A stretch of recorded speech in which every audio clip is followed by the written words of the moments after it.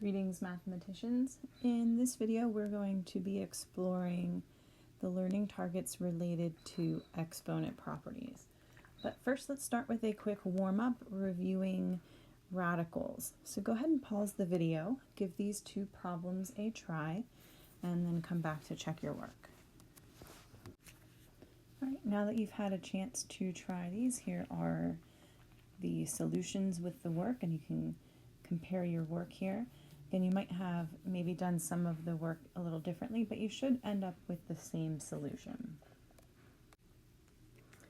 Our essential question today is figuring out how do the laws of exponents get applied to problems that we can then use to simplify problems. So first, some vocabulary that you'll need to know.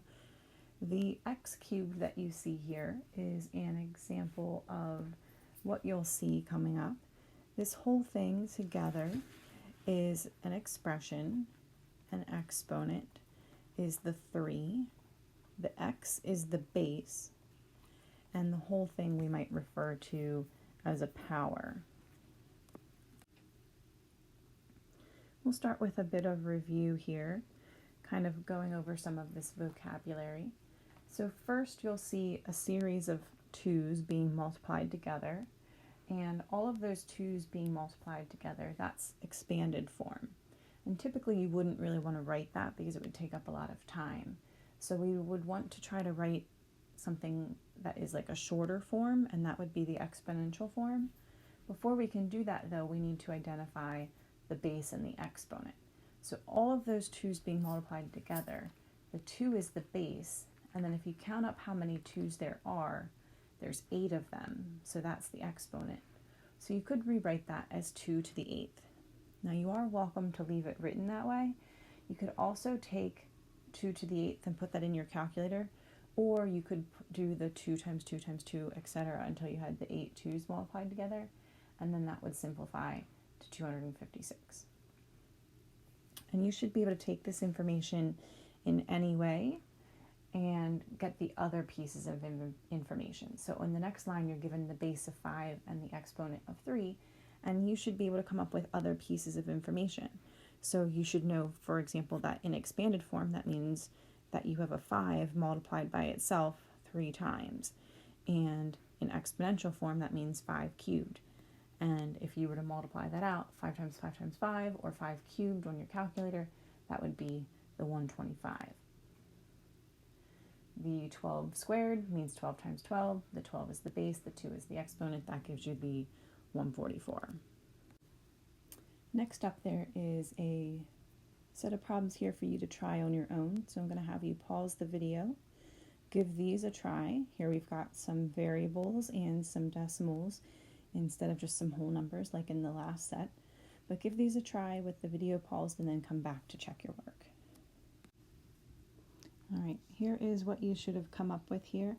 A couple of comments, I suppose, is that notice that you can't turn the numbers like in the last one where we had 2 to the 8th and you change that to 256. So you can't quite do that here when you have variables. X to the 6th is still just x to the 6th. You can't really simplify that any further.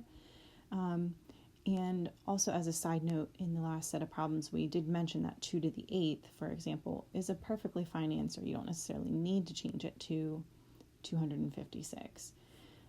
Similarly here, 0.5 to the 5th is fine. You could also simplify it to 1/32, or as a decimal, that would be 0.03125. Those are fine as well. All right, so we are finally now ready to get to our first exponent rule. And our first rule is called the product rule.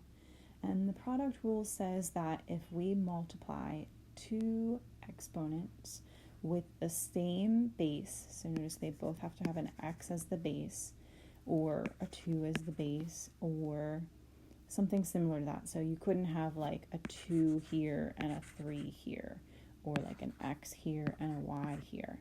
So they have to have the same base. So if they have the same base and you're multiplying them together, in your solution, you're going to keep the same base and you're going to be adding the exponent. So that's what our rule says.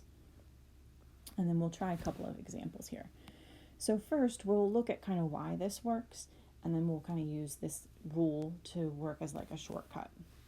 So if we take a look at this first example, the 2 to the 4th times 2 squared, the reason this rule works is if we think about what 2 to the 4th means, just as a definition. 2 to the 4th means that we're multiplying 2 by itself 4 times. And then 2 squared means that we're multiplying 2 by itself 2 times.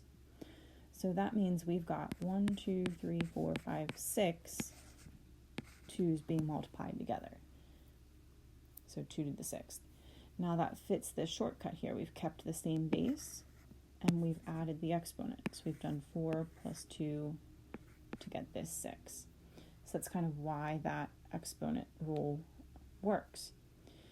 Now moving forward with these, we can show a little bit less work and just use that product rule. So here in the second one, we would keep the same base of x and we would add the exponents. So the -3 plus the 8 is our 5. Now for the last one, it's a little bit trickier here because basically we've almost kind of got two product rules going on at one time here. So what we want to do first is we want to rewrite this problem a little bit using the associative properties and the commutative properties of multiplication. So the first thing we can do is we can drop these parentheses because of the associative property of multiplication. And then the second thing we can do is that we can reorder the order that we're multiplying these by the commutative property. So we can put the x terms or the x factors next to each other, and we can put the y factors next to each other. And then the last thing we'll do here is that notice that there's no exponent written on this y here. And remember, if there's nothing written there, it's really a 1. That's a y to the first power. And then we can finally use that product property that we just learned. And we can use it twice. We can use it once on the x's and once on the y's. So for the x's, we have x cubed times x squared. So the product property says we keep the same base and we add the exponent. So keep the x, and 3 plus 2 is 5, so x to the 5th. And then do the same thing again for the y's. We keep the base of y and we add the exponents. So 1 plus 4 is 5. So then our final answer for that last one is x to the 5th, y to the 5th.